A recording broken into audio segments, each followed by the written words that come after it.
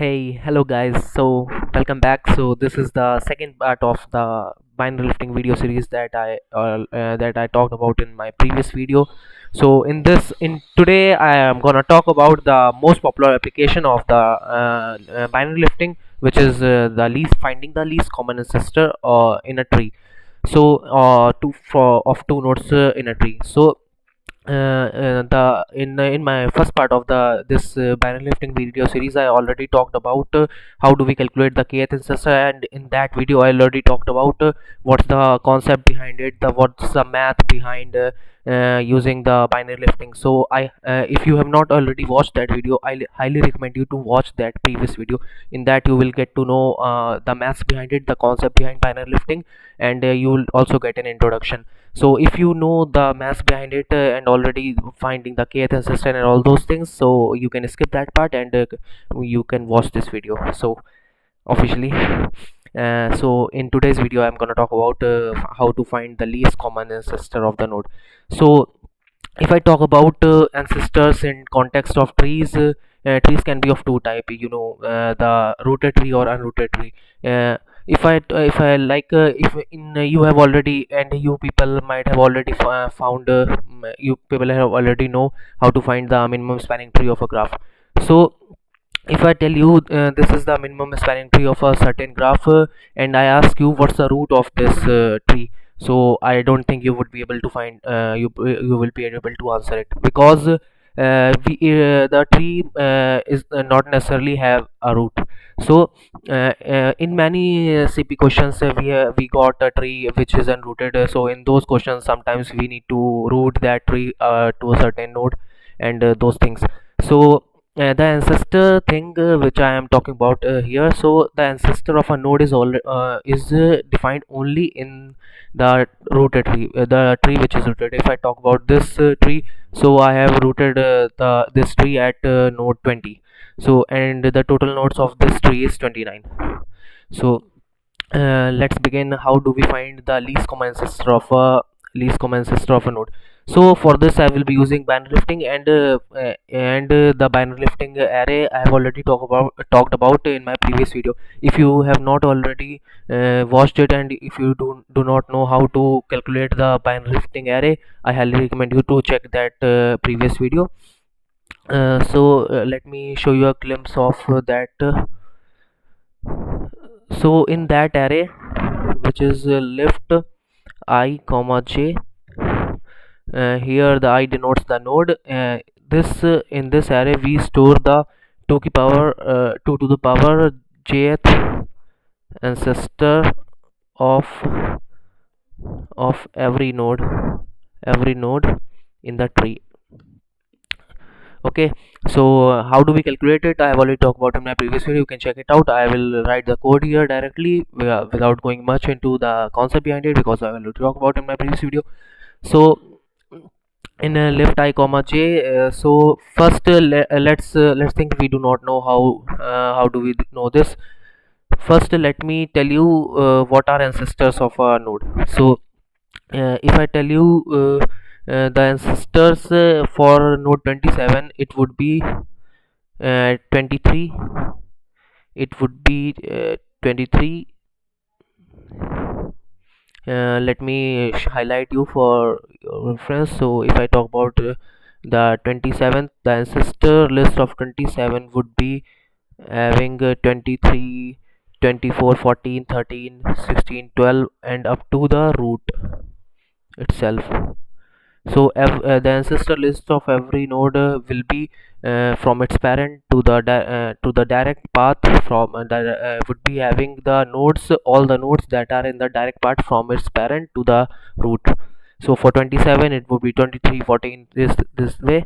And if I show you for 24, it is 11, 8, 7, 4, 17, and 20. And for if I for 16 it would be 15, 3, 3, there's a mistake, do not worry.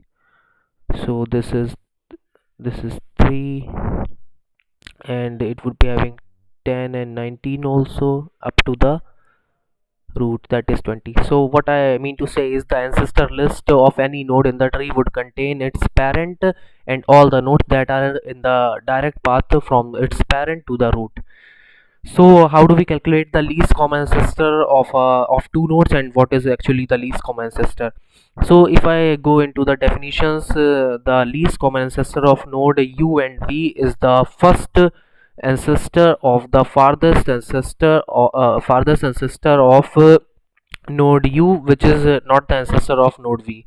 If I write it quickly, the LCA LCA of u and v is the first ancestor of the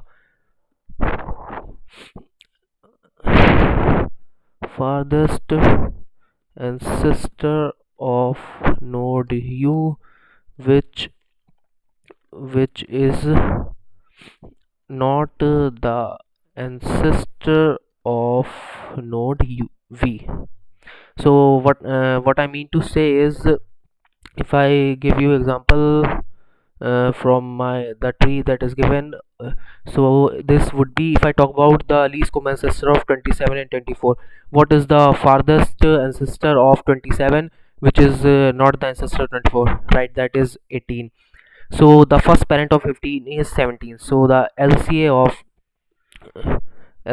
of 27 comma 24 would be first ancestor of 18, that is 17. And we can directly get to it, because the ancestors list, if I visualize this list as a path, these intersect at 17. So you can draw that if you wanna write test cases for some questions that appear in CP, and you want to generate some examples, and you want to quickly know the least common ancestor of two nodes. You can directly visualize this the ancestors list and make a line, and where the no lines ancestor list visualization line of the two nodes intersect, that would be the least common ancestor of those two nodes. So I have already told you how do we calculate the ancestor of 27 and 24.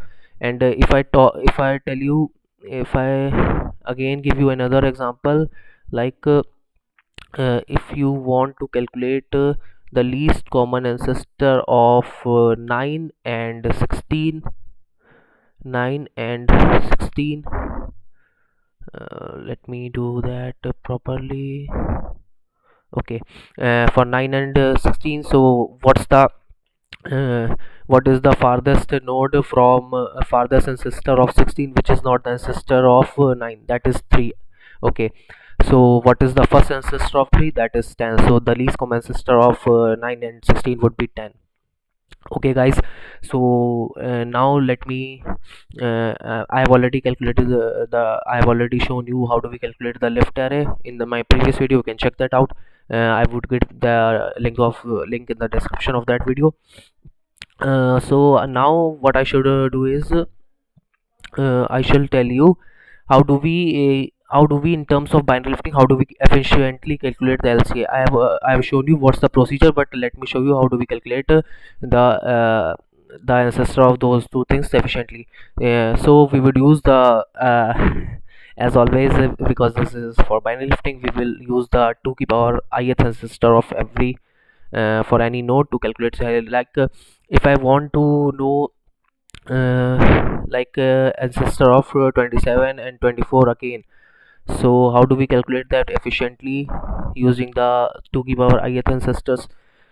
So what is 2 to the power farthest 2 to the power ith ancestor which is not ancestor v? So if I go to 2 to the power third ancestor, that is A's ancestor, 1 2 3 4 5 6 7 8, so that is 20 ancestor of 27, which is 1 2 3 4 5 6 7 8, so 20. So it is also ancestor of 24, so we won't be taking it.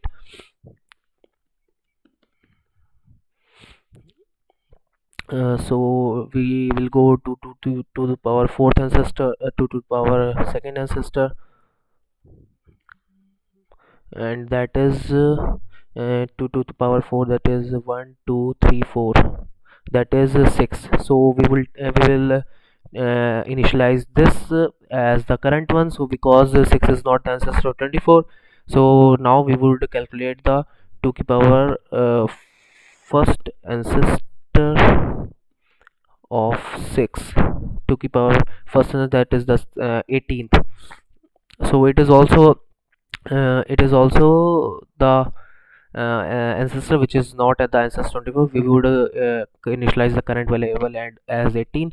So what's the 2 to the power 0th ancestor? So 2 to the power 0th ancestor is also the ancestor of 24, so we don't take. So we have got the current value as 18. We have got the current value, like let me do that because you would be able to see if I do that way. So our current variable which we got is the farthest ancestor of 27, which we got is 18. So what is the first ancestor of 18?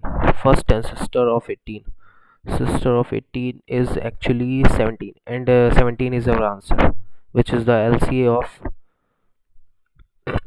which is the LCA of 27 and 24. So this is our answer. So I have shown you how to be calculated in as dry running. So I let me write the code now.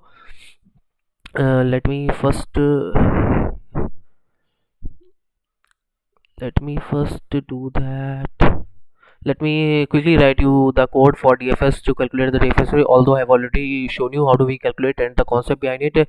Now in this I would just write the code, and if you want to know how this code works for calculating the lift array, you can directly go to my previous video. And what should be the dimension of this lift array, I have already shown you in my previous video. The first dimension would be the number of nodes, that is n plus 1 if you want to go with one indexing, and the second dimension would be uh, seal of log base 2 of n. And if you don't want to do this, you can just write log n plus 1. So these would be the dimensions of my lift array. So how do we calculate? So guys, hello guys. So I have already explained to you how do we calculate using dry run, how do we calculate efficiently the LCA of this thing. So I should also write the code, and for this let me write the DFS call, so that I should be able to fill the lift array. For how do we calculate the lift array and the concept behind the lift, how do we fill the lift array is already I explained in my previous video. You can check it out. Here I will write the code itself. And in this for finding the least common ancestor, we would also be requiring the pre-order traversal times. So let me initialize some arrays for that, that is in time in t. Let's write in t means in time, and out time for out t. Let me write the out time and plus 1. So how do we calculate this int array? I would be explaining after writing this DFS code. Let me write first this DFS. I would be explaining that how do we calculate the in and out time, because I have not explained the in and out times. How do we calculate it in my previous video? But how do we fill the lift array, I already explained in my previous video. So let me quickly write the DFS, that is int node comma int parent. You all might be familiar with this implementation. So the in time,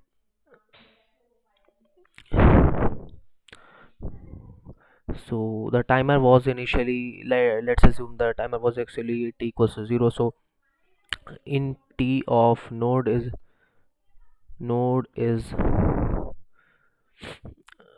plus plus of t. So and the first ancestor of or the parent, that means the first ancestor of node is actually parent itself.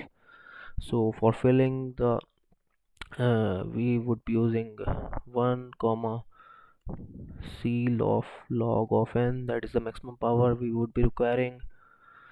So here it is left node, the 2 to the power ith ancestor of node is actually the 2 to the power I minus 1th ancestor of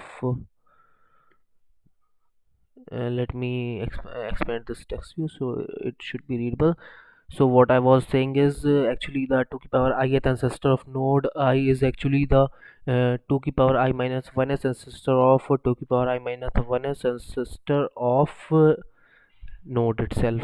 So that's what it is written, and how it is calculating the left array I've already explained in my previous video. So let me quickly do for children, that is auto. Let's assume that I have included the adjacency list of children in this adj matrix or vector, you can say. And if my parent is not equals to u, I shall go to further dfs calls with u as node and parent as the current node. And the out time is actually the out t is of node is actually the t. So in this way I have already filled my left array, and how I filled the concept behind it is in my previous video. So in this I have calculated the in and out time using pre-order traversal. So I'm first writing the code. I should be explaining it how do we calculate the in and out time by dry run in just a couple of minutes. Let me write the code first, and I would also be using a utility function that is that is would be of boolean type. Bool is ancestor into u comma into v, and in this I would be using this function to know if u is actually the ancestor of v, and for this I would be using if in time if in time of u is less than equals to in time of in time of v, and out time of u is out time of u is actually greater than equal to out time of v, then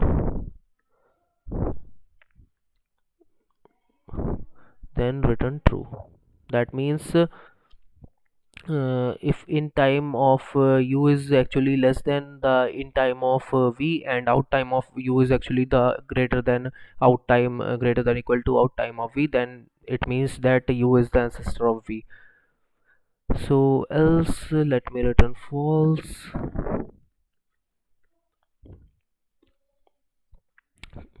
Else let me this is the utility function. So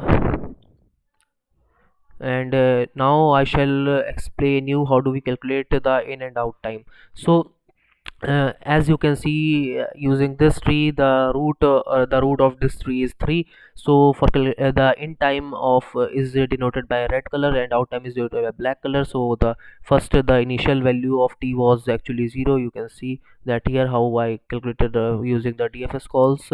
So it would be 1 here, the next time it visits a children it becomes 2, then 3, then 4, then 5, then 6. So it works like the pre-order travels works like root left and right. So it would first go to root and initialize the update the t variable, that is time variable, 1, then 2, then 3, then 4, then 5, then 6, 7, 8, 9, 10, 11, and similarly these out times. So I let me write you in using this tree how it actually works. Using red color I shall be denoting the in time, so it would be having 1, it would be having 2, it would be having 3, it would be having 4, it would be having 5, and it would be having 6, and the out time I shall denote by black color. So the out time of this is actually 4, the out time of this is actually 5. For this is it is also 5, for this it is also 5, for this it is 6, and for this the out time of the root is also 6. So this way we calculated the in and out time, and you can actually verify it if this node is the ancestor of the last leaf node. So that means the in time, that is 2, is less than equal to the in time that of this node, that is 4, and 5 is actually greater than equal to the out time of this node, that is 4. So it actually verifies our utility function is quite true. So and I've already dry run it. How do we calculate the ancestor, least common ancestor of those two nodes? And for code, let me write it. I shall be dry running the code also, although I've already explained you how it actually works. So let me write the Lca function. It would be of return type int. Let me change the color to red. So okay, fine, its color is red, so why it is, let me again do that. So I have selected the text color as red only. So let me write the function, that is int lca of int u comma int v. So if actually if is ancestor, if u is actually the ancestor of v, we shall quickly return the least common ancestor of uv as u, because u is the ancestor of v. So if not, we will again use this. Let me copy this for faster thing. So if v is actually the ancestor of u, we should be returning v. And now if they are not ancestor of each other, like if we see 27 24 are not ancestor of each other, because 24 is not in the this visualization of ancestor list of 27, and 27 is not in the this list of 24, this ancestor list visualization of 4. Let me drag that.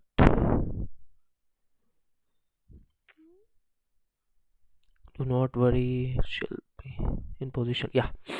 So how do we calculate it? We would be using for, I've already explained, we would go uh, from the maximum 2 to the power ith ancestor, that is log of n, up to the least and up to the first ancestor, so I minus minus. So we shall be verifying if not is ancestor, if